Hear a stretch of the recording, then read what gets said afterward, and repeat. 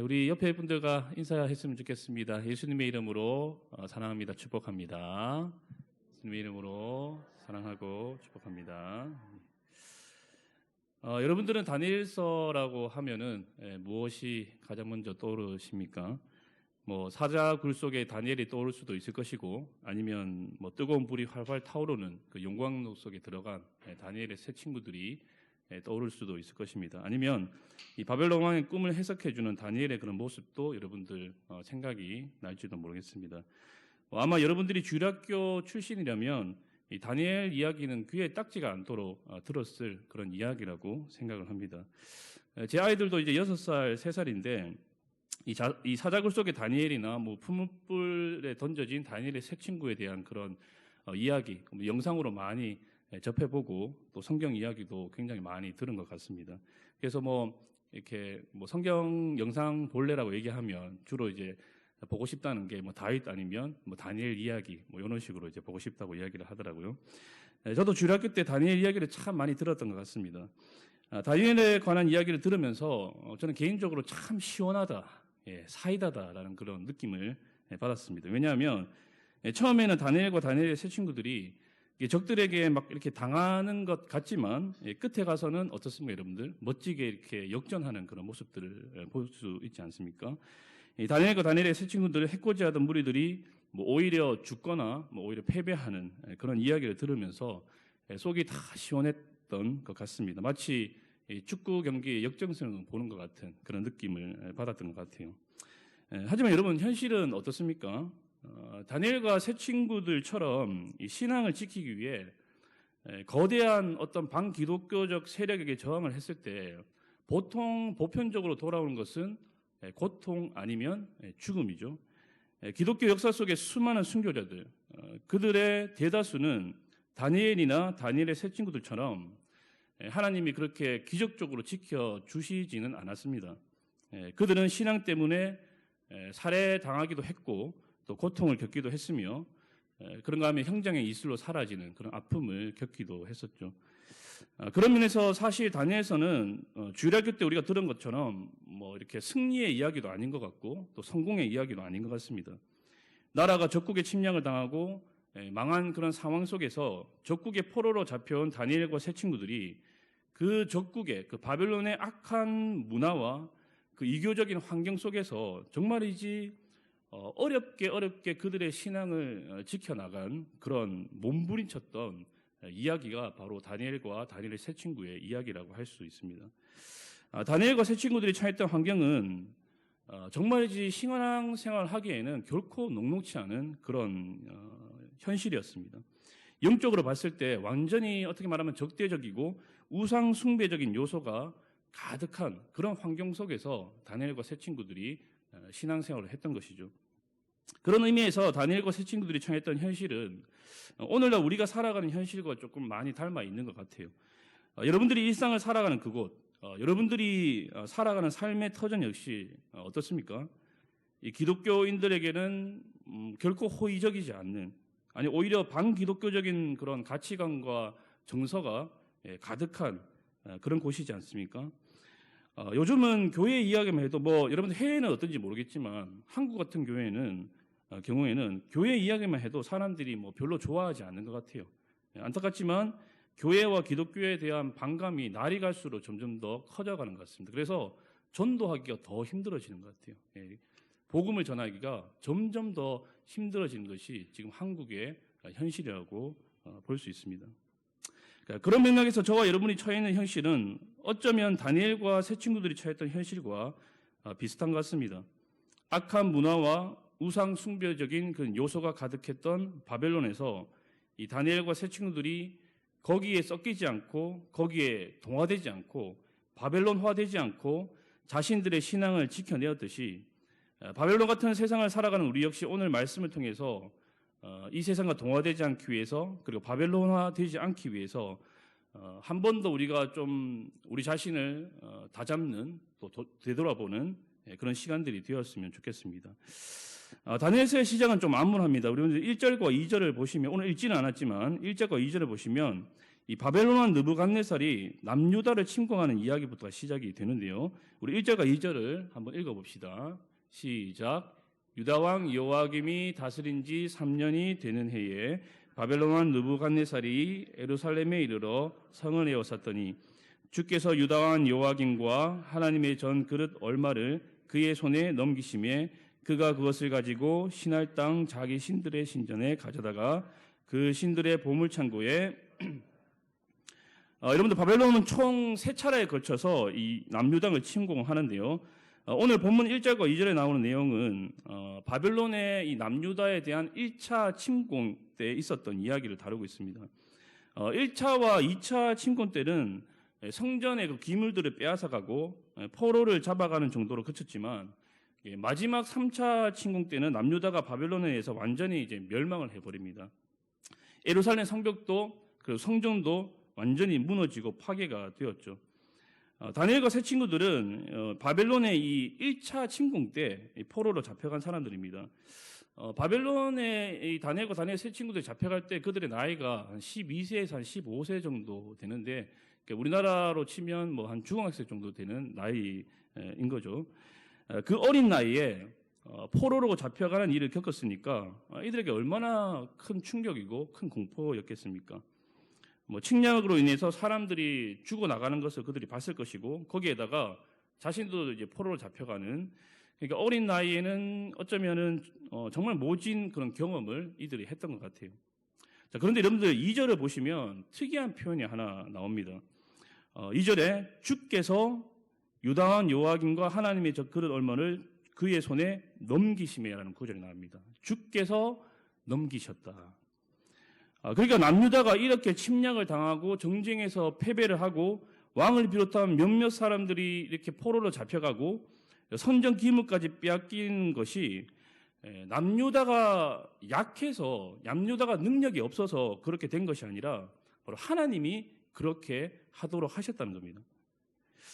여러분들, 우리가 보통 일이 잘 되면 우리가 그렇게 고백을 하죠. 하나님이 하셨습니다라고 고백을 많이 합니다. 그런데 지금 이 불행한 사건, 이 불행한 일 역시 하나님이 하셨다는 거예요. 그럼 도대체 왜, 무슨 이유 때문에 하나님이 이렇게 하셨다는 것인가? 여러분도 잘 아시다시피 남유다의 죄악 때문이죠. 남유다 백성들의 계속적인 지속적인 하나님에 대한 불순종, 그리고 하나님에 대한 그 언약의 불이행, 그리고 계속해서 하나님께서 선지자를 보내셔서 하나님께로 돌아오라고 회개를 요청했음에도 불구하고 이스라엘 백성들은 계속해서 정말로 신실하게 하나님의 그 요청에 대해서 거부하는, 무시하는 그런 모습들을 보였습니다. 그리고 결국 하나님은 뭐 어쩔 수 없이 가슴 아프지만 자신들의 백성들을 이 바벨론의 손에 넘길 수밖에 없는 그런 결과가 초래하게 되었죠. 여러분들, 우리 역시 인생을 살아가다 보면은 우리가 전혀 의도하지 않았고 또 원하지도 않았지만 불행한 일들이 많죠. 불행한 그런 사건들이 일어날 때가 있습니다. 이 불행과 위기와 상실은 정말로 어떻게 말하면 갑작스럽게 예고 없이 우리 인생에 찾아오는 것 같아요.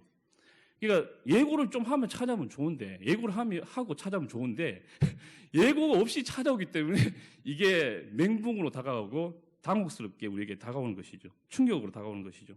그러니까 정말 한치 앞을 알 수 없는 게 우리의 인생인 것 같습니다. 자, 우리가 그런 상황을 만날 때 던져야 할 질문은 이것인 것 같아요. 왜라는 질문인 것 같아요. 왜? 도대체 왜 하나님이 이러한 상황을 나에게 허용하시는가? 이러한 상황을 나에게 허락하시는가? 이유가 무엇일까? 무엇 때문일까?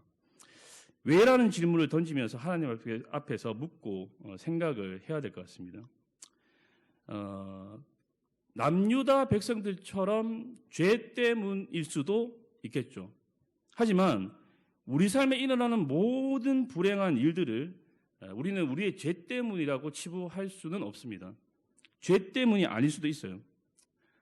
우리의 뭐 성숙과 영광을 위해서 하나님께서 주시는 고난일 수도 있을 것이고, 하나님께서 어떤 다른 이유 때문에 허락하신 사탄의 공격일 수도 있을 것입니다. 어찌되었든 우리 인생에 예고 없이 갑작스럽게 불행과 위기가 찾아올 때에 그렇죠. 우리는 왜라는 질문을 하나님께 던지면서 하나님 안에서 그 답을 찾을 수 있도록 해야 된다는 것이죠. 그리고 이왕이면 그 이유를 바깥에서 찾는 것이 아니라, 너에게서 찾는 것이 아니라 바로 내 안에서, 나에게서 찾으면 좋을 것 같습니다. 우리는 보통 불행이 닥치면 자꾸 다른 사람에게서 그 이유를 찾으려고 하는 경향이 있는 것 같아요. 그렇습니까? 저만 그렇군요. 예. 우리는 보통 이상한 일들이 생기면, 황당스러운 일이 생기면, 불행한 일이 생기면 자꾸 바깥에서 다른 사람에게 그 이유를 찾으려고 하는 경향이 강해요. 바로 타락한 본성 때문이죠. 죄성 때문이죠. 그래서 여러분들 어떤 불행한 사건들이 발생했을 때에 우리가 자꾸 바깥을 보는 게 아니라 내 안을 좀 바라볼 수 있는 그런 태도들이 필요할 것 같습니다. 혹시 나의 실수, 나의 부주의 때문은 아닌가? 혹시 더 기도하라는 하나님의 뜻이지는 않는가? 나의 믿음을 테스트하기 위한 하나님의 시험이지는 않을까? 우리는 다양하게 질문을 던지면서 접근할 필요가 있을 것 같아요.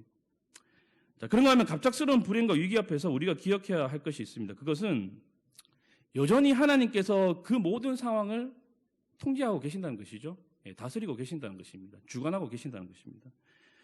다른 말로는 지금 내가 처한 그 상황을 하나님께서 전혀 모르시는 것이 아니라 하나님께서 매우 굉장히 잘 알고 계신다는 것. 그리고 지금 현재 하나님께서 개입해 계시고 통제하시고 주관하고 계신다는 것입니다. 지금 이 일이, 이 불행한 사건이, 이 불행한 일이 하나님의 통제에서 벗어나서 일어나는 일이 아니라는 것입니다. 우리는 종종 불행한 일이 생길 때, 이해할 수 없는 일들이나 사건들이 일어날 때 자꾸 이렇게 하나님을 좀 이렇게 쏙 빼놓는 그런 경향들이 있는 것 같아요. 마치 하나님은 이 일과는 무관한 것 같이 이 사건과는 뭐 아무런 상관이 없는 것처럼 여길 때가 있다는 것입니다. 그러나 여러분, 우리 삶 속에 일어나는 모든 일들은 하나님의 통제에서 벗어나서 일어나는 일들은 하나도 없습니다. 아멘이십니까? 예, 그렇죠. 하나님의 다스림 안에서 하나님께서 허락하시고 허용하시는 일이라는 것이죠. 중요한 것은 우리가 그 이유를 기도하면서 찾아야 된다는 것입니다. 사랑하는 여러분, 하나님은 우리의 관계까지도 주관하고 계십니다. 다른 사람과의 관계도 하나님께서 다스리시고 통제하고 계신다는 것이죠. 그러니까 관계의 주인은 누구라는 것입니까? 하나님이라는 것이죠. 관계는 여러분들 좋아질 수도 있고 나빠질 수도 있습니다. 내가 나의 한계 안에서 아무리 그 사람에게 최선을 다한다 할지라도 관계가 틀어질 수 있을까요? 없을까요? 네, 맞죠. 뭐 저보다 인생을 더 많이 사신 분들이기 때문에 얼마나 잘 아시겠습니까? 정말 별것도 아닌 일도 오해가 쌓이고 틀어질 수도 있고, 평소에는 그냥 넘어간 일도 괜히 크게 보여서 갑자기 이렇게 그 사람과의 관계가 틀어질 수도 있는, 정말이지 이 사람의 관계만큼 변동 가능성이 큰, 불확실한 것도 없는 것 같습니다. 내 노력 여하에 상관없이 관계가 틀어지고 나빠질 때는, 그렇죠, 그냥 관계의 주인 되신 하나님께 맡기고 기도할 수밖에 없는 것 같아요. 어찌됐든 우리 삶의 모든 영역, 관계부터 시작해서 상황과 환경까지 하나님이 모두 다 주관하고 계시고 통제하고 계시고 다스리고 계심을 믿고, 불행한 사건들 속에서 여러분들 너무 절망하지 마시고, 좌절하지 마시고 하나님의 뜻을 찾으면서 여러분들께서 하나님께 모두 맡기고 기도한다면 바로 하나님 안에서 여러분들 답을 찾고 하나님의 기쁘신 뜻을 이해하게 될 줄 믿습니다. 혹시 발견하지 못한다 할지라도, 이해하지 못한다 할지라도 저와 여러분에게 하나님에 대한 이 신뢰와 믿음만큼은 있었으면 좋겠어요. 하나님은 선하신 분이시다. 하나님은 좋으신 분이시다. 그분의 판단과 결정은 항상 옳으시다. 하나님은 옳으시다. 라는 그 신뢰와 믿음이 저와 여러분들에게 있기를 주님으로 간절히 축복합니다. 자, 이렇게 이스라엘 백성들의 불순종으로 인해서 가슴 아프지만 하나님은 자신의 백성들을 바벨론의 손에 넘기시는 결정을 하셔야 했고, 그 여파로 어쩌면은 참 무고할 수도 있는 이 다니엘과 같은 어린 자녀들이 이 바벨론의 포로로 끌려가서는 그 바벨론을 위해서 이 바벨론 정부를 위해서 길러지고 사육되는 그런 처지가 되어버렸습니다. 다니엘과 세 친구들이 이제 포로로 잡혀갔지만 우리가 보기에 그래도 왕궁에서 좀 지내면서 어쩌면 되게 편안하게 이들이 뭐 아무런 육체의 어려움 없이 뭐 지냈다는 것처럼 보입니다. 하지만 사실 다니엘과 세 친구들이 겪어야 했던 그 정신적이고 영적인 어려움은 저와 여러분들이 생각하는 것보다 훨씬 더 힘든 부분이었어요. 바벨론의 느부갓네살 왕은 포로로 잡아온 이 아이들을 뭐 아주 그냥 바벨론인으로 만들려고 작정을 했던 것 같습니다. 이들은 포로로 잡혀온 아이들에게 이 교육이라는 이름으로 정신교육과 사상교육 등 거의 뭐 세뇌에 가까운, 가스라이팅에 가까운 그런 교육과 인간개조 수준의 바벨론화 작업을 진행을 하는데요. 여러분들 3절과 7절을 보시면, 오늘 우리가 읽지는 않았지만 3절과 7절을 보시면 그 내용이 잘 나와 있습니다. 먼저 4절에 보시면 다니엘과 세 친구들에게 갈대아 사람의 학문과 언어를 가르쳤다가 나와 있는데, 우리 4절 말씀 한번 읽어볼까요? 4절 말씀 시작.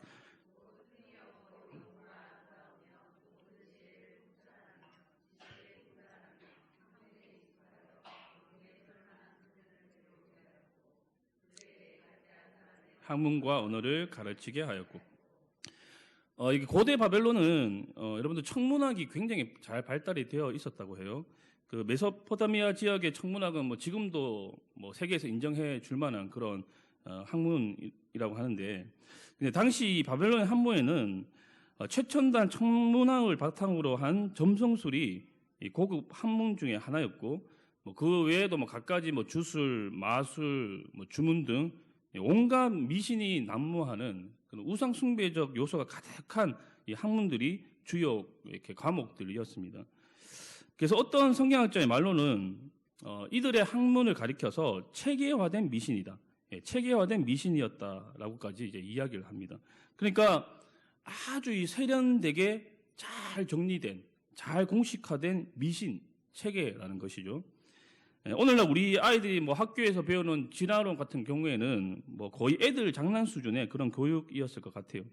온갖 우상 숭배적인 요소로 가득한 그 학문들을 이 다니엘과 다니엘 세 친구들이 배우면서 참 얼마나 괴롭고 힘들었을까요? 다니엘과 세 친구들을 향한 바벨론의 교육은 그야말로 지식, 생각, 가치관, 이 모든 것들을 완전히 뜯어고치는 방금도 말씀드린 사상교육과 정신교육이었습니다.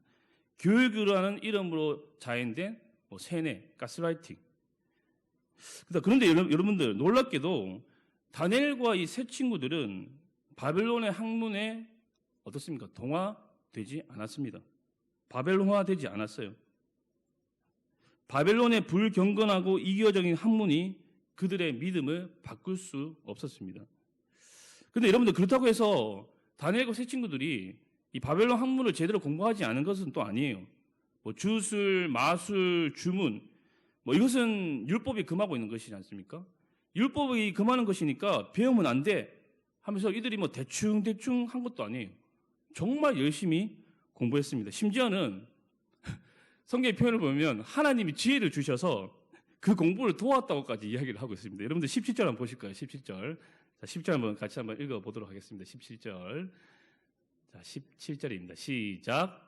하나님이 이 내 손에게 학문을 주시고 모든 서적을 깨닫게 하시고 지혜를 주셨으니 다니엘은 또 모든 환상과, 그렇죠, 이 바벨론의 학문들, 뭐 주문, 마술, 주술 이런 것들이 들어가 있는 율법이 금하는 학문인데, 반성경적이고 반기독교적인 학문인데 하나님이 지혜를 주셔서 잘 배우게 하시고 심지어는 탁월하게까지 했다라고 표현하고 있어요.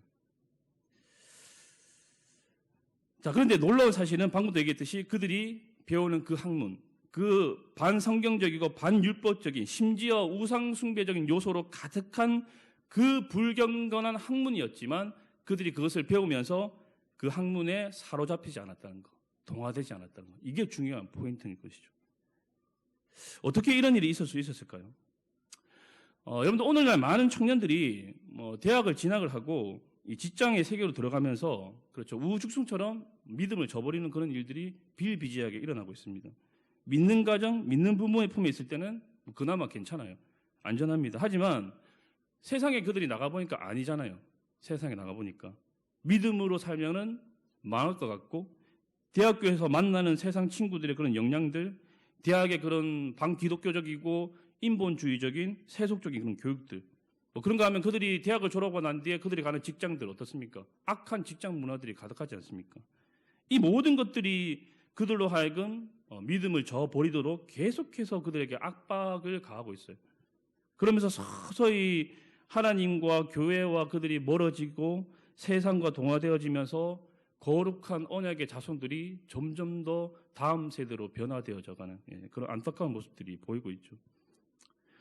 자, 그런데 다니엘과 새 친구들은 우리 자녀들보다 영적으로 더 적대적이고 더 우상적 숭배적인 요소로 가득한 현실 속에 있었음에도 불구하고 동화되지 않았다는 겁니다. 믿음을 지켜냈다는 거예요. 여러분, 물론 하나님의 은혜입니다. 하나님의 은혜. 하지만 많은 성경학자들이 이야기하기를 이들이 동화되지 않을 수 있었던 이유, 그것을 유대인들의 토라 교육을 통해서 찾고 있습니다. 아시다시피 유대인들의 자녀교육, 신앙교육 굉장히 극성스럽죠. 3살에서 5살 정도 되면은 그들이 토라를 이렇게 읽히기 시작을 하는데요. 그러니까 말을 배우는 동시에 모세 오경을 익히고 가르친다는 것입니다. 그리고 이들이 가장 먼저 가르치는 토라, 모세 오경 중에 무엇일까요?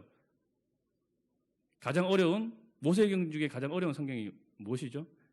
그렇죠, 레위기죠. 레위기를 가장 먼저 가르친다고 합니다. 이게 말이 되는 이야기입니까? 여러분들 레위기, 우리가 사실 제일 읽기 싫어하는 성경 중에 하나가 레위기이지 않습니까? 너무 복잡하고 어려운. 그런데 그 3살에서 5살 가장 먼저 가르치는 성경이 레위기라는 성경이라고 합니다. 대단하죠. 좀 자괴감이 드는 것 같습니다. 자, 어찌됐든 유대인들은 자녀들에게 어렸을 때부터 이 토라와 탈무드 등으로 뿌리 교육과 신앙 교육을 철저하게 시키면서 하나님 중심의 세계관 그리고 성경적 가치관이 자녀들 그 내면 깊숙이 뿌리 내릴 수 있도록 만듭니다. 아마 다니엘과 새 친구들도 그 어렸을 때에 이 부모로부터 이런 뿌리 교육을 받았을 거예요. 그리고 이것은 그들이 후에 바벨론의 포로로 잡혀가서 바벨론에 살지만 그 바벨론의 그 악한 문화와 우상 숭배적인 그런 문화 속에서 그것들에 물들지 않는, 동화되지 않는 그런 요인으로 작용을 했을 것입니다.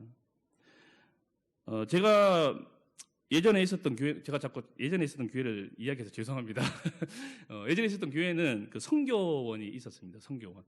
그래서 애들이랑 같이 예배드리고 하나님 말씀 가르치는 선교원, 선교원이 있었는데 거제에 유일하게 딱 하나 남은 선교원이었어요. 저희도 이제 첫째를 보냈는데 물론 이제 교육자이기 때문에 보내지 않으면 안 되었습니다. 교회에서 반강제적으로 보내라고 이제 해서 이제 보내긴 했는데, 근데 굉장히 유익이 엄청 많았어요. 애들 신앙에. 뭐 예배드리고 매일 예배드리고 성경을 가르치는 그런. 그러니까 세속 지식이 그들에게 들어오기 전에 먼저 기독교 가치관으로 무장을 철저하게 시키는 것이죠. 그런 역할들을 굉장히 잘 감당했습니다.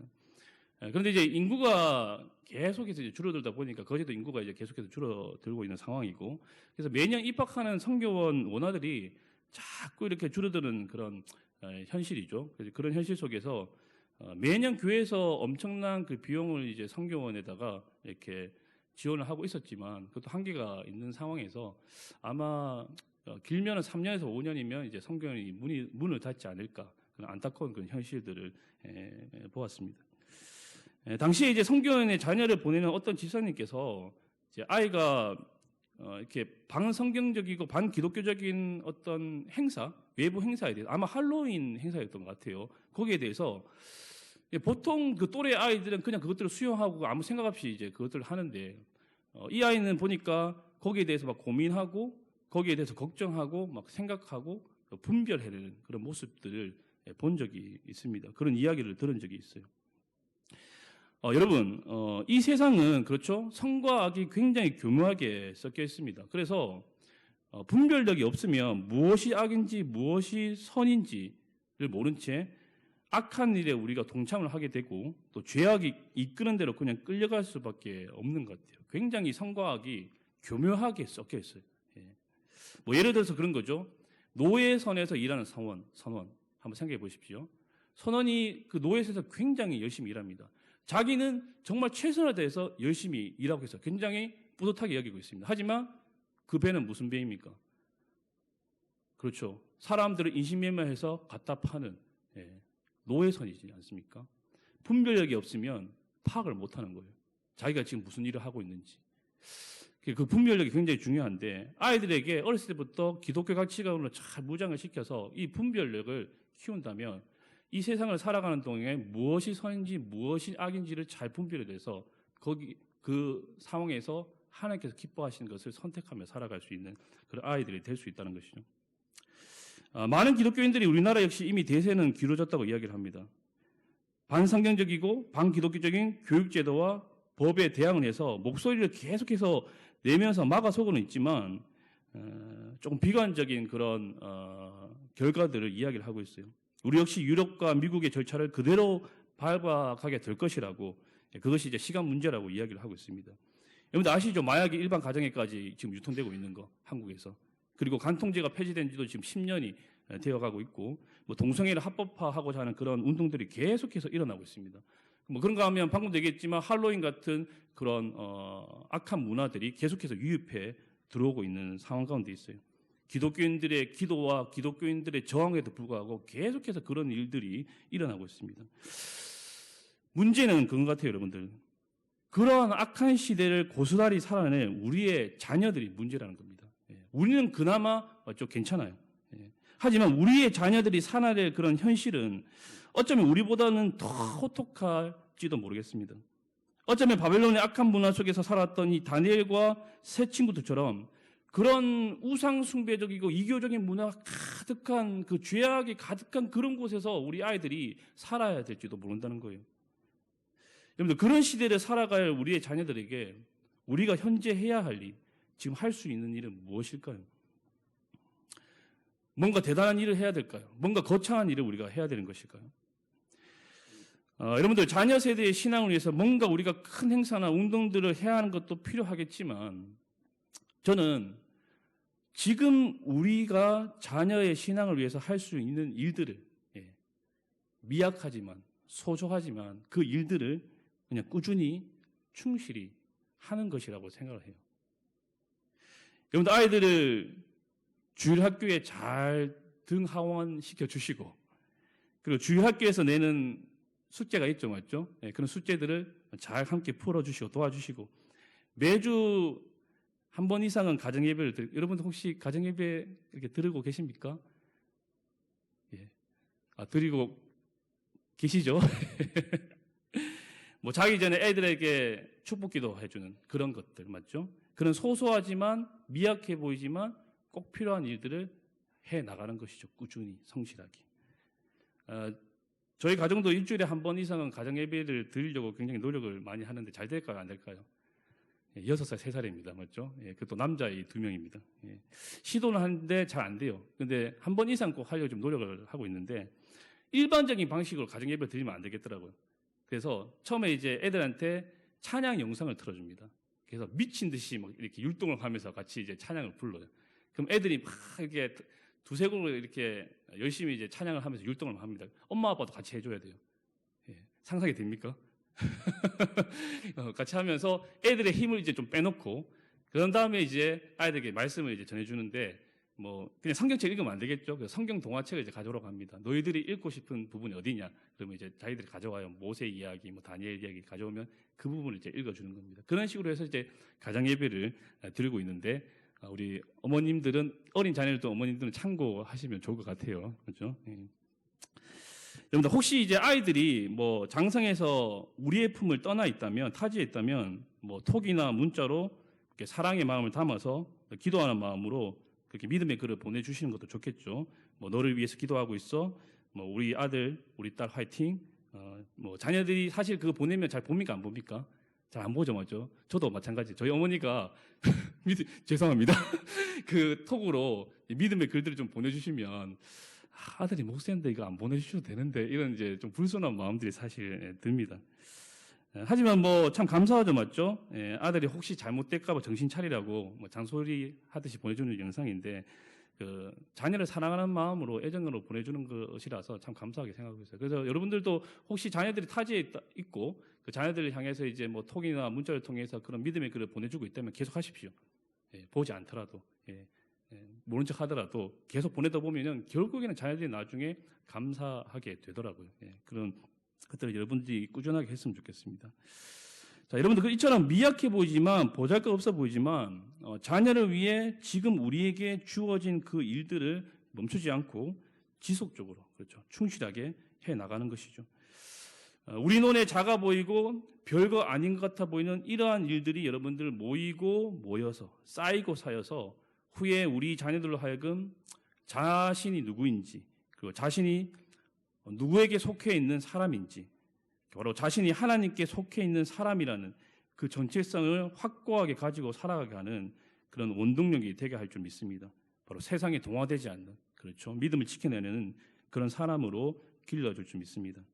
자, 그런가 하면 오늘 본문에 나오는 다니엘과 세 친구들의 결단을 우리는 매우 굉장히 대단한 일로 여기고 있는데요. 물론 맞습니다. 신앙의 순결을 지키기 위해서 목숨을 걸고 왕의 음식을 거부하는 모습 참 대단한 것 같아요. 당대 최고의 국가였던 대제국 바벨론의 왕이 먹는 음식, 그 왕이 주는 음식이라면 엄청난 산의 진미였겠죠. 하지만 사실 다니엘이 이 왕의 음식을 거부한 것은 매우 미약한 정황 중에 하나였습니다. 다니엘과 세 친구들은 우상 숭배적 요소가 가득했던 그 바벨론의 학문을 여러분들 받아들였어요. 맞죠? 수용을 했습니다. 그리고 그것을 공부하고 배웠어요. 그것도 굉장히 열심히, 엄청나게 열심히 배웠습니다. 그리고 자신들의 이름이 계명을 당하는 것도 받아들였어요. 여러분들 다니엘에서 어떤 이름으로 계명을 당합니까? 다니엘이 벨드사살로 계명당하지 않습니까? 하나님이 나의 심판자이십니다라는 그 다니엘이라는 그 의미에서 벨드사살, 벨이 나를 지켜준다, 벨이 나를 보호해준다는 우상 숭배적 요소가 가득한 이름으로 그의 이름이 계명을 당했습니다. 굉장히 치욕스럽고 수치스러운 일이에요. 근데 다니엘이 그것도 수용했어요. 받아들였어요. 그런데 유독 음식만 거부를 했습니다. 우상 숭배적 요소가 가득한 것들을 모두 수용했는데 물론 이것이 그들이 우상 숭배로 이어졌다는 말은 아닙니다. 우상 숭배적 요소로 가득했던 것들을 수용을 했는데 왜 유독 음식만 그들이 거부를 했을까? 혹자는 왕이 지정해준 음식이 이방신에게 바쳐진 우상의 제물이었기 때문이다라고 이야기를 합니다. 그리고 혹은 레위기에 나오는 율법의 정교법을 어기는, 먹어서는 안 되는 부정한 음식이라서 이들이 먹지 않았다라고 이야기를 합니다. 그러나 여러분들 당시에는 고기만 우상에게 바쳐진 것이 아니라 고기뿐만 아니라 채소나 과일까지 거의 모든 음식이 우상의 제물로 바쳐지고 난 뒤에 유통이 되는 음식들이었습니다. 그러니까 당시 바벨론에 살았던 유대인들이 음식과 관련된 이 정죄법을 지키는 것은 어떻다는 말이에요? 그냥 불가능한 일이에요. 그야말로. 채소까지 그냥 우상에 바쳐진 그런 제물이었기 때문에, 음식이었기 때문에.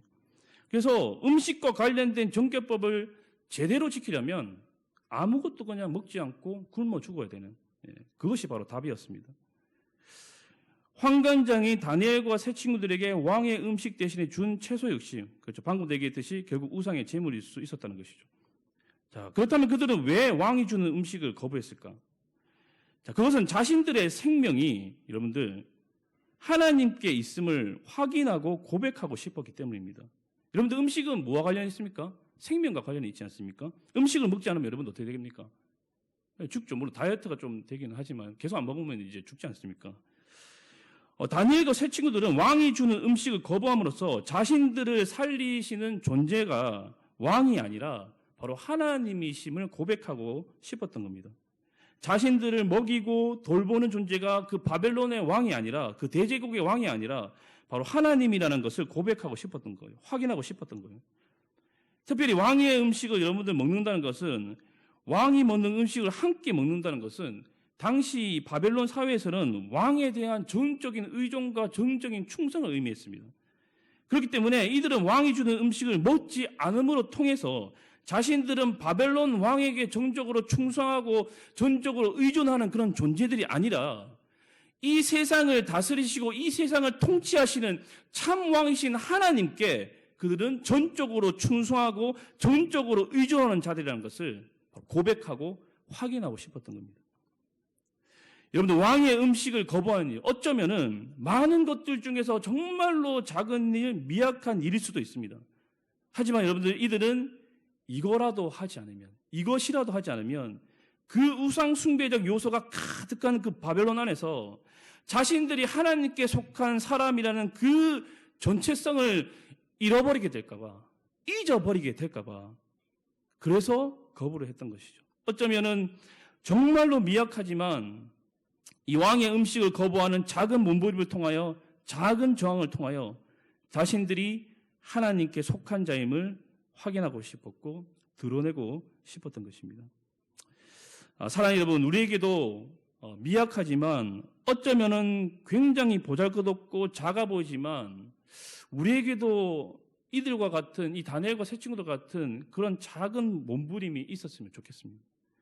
여러분, 우리의 신앙이 침체하면 저항도 동일하게 약해지는 것 같아요. 저항도 점점 사라지는 것 같습니다.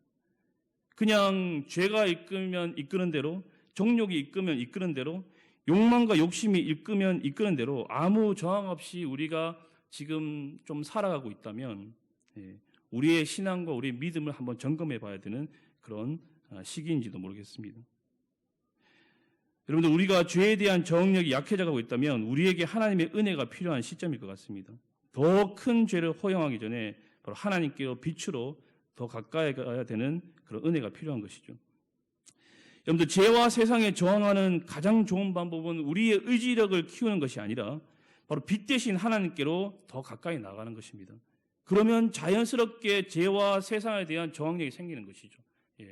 우리가 막 결단력을 가지고 의지력을 가지고 죄를 막 물리쳐라고 노력하고 애쓰는 것이 아니라 빛 대신 하나님께로, 빛 대신 주님께로 우리가 가까이 나가면 그 저항력, 그 결단력들이 생긴다는 것입니다. 사랑하는 여러분, 우리는 반기독교적인 가치관과 정서로 가득한 세상에서 현재 살아가고 있습니다. 조금만 예배의 자리를 지키지 않으면, 조금만 말씀과 멀어지면, 기도가 우리의 삶 속에서 사라지게 되면은 금세 세상에 쇠뇌당해서 세상과 똑같이 생각하고 세상을 향해 나아가는 우리의 모습을 발견하게 됩니다. 여러분, 그렇기 때문에 하나님을 가까이 하고 하나님께 꼭 붙어 있을 수 있는 작아 보이지만, 미미해 보이지만, 미약해 보이지만 우리 나름대로의 몸부림이 필요한 것이죠. 사랑하는 여러분, 여러분들은 현재 어떤 저항과 어떤 몸부림을 하고 있으십니까? 여러분들, 말씀을 정리하겠습니다. 다니엘 시대 때가 사실 더했지만 우리 역시 바벨론 같은 지금 세상을 살아가고 있습니다. 미약해 보이지만 세상에 동화되지 않고 우리의 정체성을 확인하고 우리의 믿음을 지켜나가기 위한 몸부림과 저항이 필요합니다. 그러한 몸부림과 저항이 저와 여러분들에게 있기를 축복합니다. 그리고 우리의 자녀들 역시 세상에 동화되지 않고 믿음을 지켜나가는 자녀들이 되기를 축복합니다. 그것을 위해 미약하지만 자녀의 신앙을 위해서 여러분들, 우리가 매일 우리가 해야 할 그 일들을 꾸준하게 성실하게 하겠다고 결단하는 은혜가 다시금 이 시간에 여러분들에게 있기를 주님으로 축복합니다. 자녀들의 신앙을 위해서 예전에 했던 일들 중에 혹시 여러분들이 현재 중단하고 있는 그런 일들이 있다면 다시금 여러분들 시작하는 그런 은혜가 있었으면 좋겠습니다. 하지만 여러분, 작아 보이는 그 일들이 하루하루 쌓이고 하루하루 모이면 이것이 나중에, 그렇죠, 우리 아이들이 악한 세상에서 세상에 휩쓸려가는 인생이 아니라 바로 이 다니엘과 세 친구들처럼 세상의 악한 것들에 저항하는 그런 인생으로 세워주고 만들어 줄 것입니다. 우리 가운데 이런 다니엘과 세 친구들처럼 그런 미약해 보이지만, 작아 보이지만, 소소해 보이지만 우리가 먼저 그런 작은 몸부림들이 있었으면 좋겠고, 또 우리 자녀들도 하나님 앞에서 그런 몸부림이 있을 수 있도록, 저항이 있을 수 있도록 지금 우리 자녀들에게 행하는 그런 아름다운 신앙의 모습들을 계속해서 해나가고 또 유지해 나가는 그런 은혜가 저와 여러분들에게 있었으면 좋겠습니다. 이런 은혜가 저와 여러분들에게 있기를 주님으로 간절히 축원합니다. 우리 같이 한번 찬양했으면 좋겠습니다.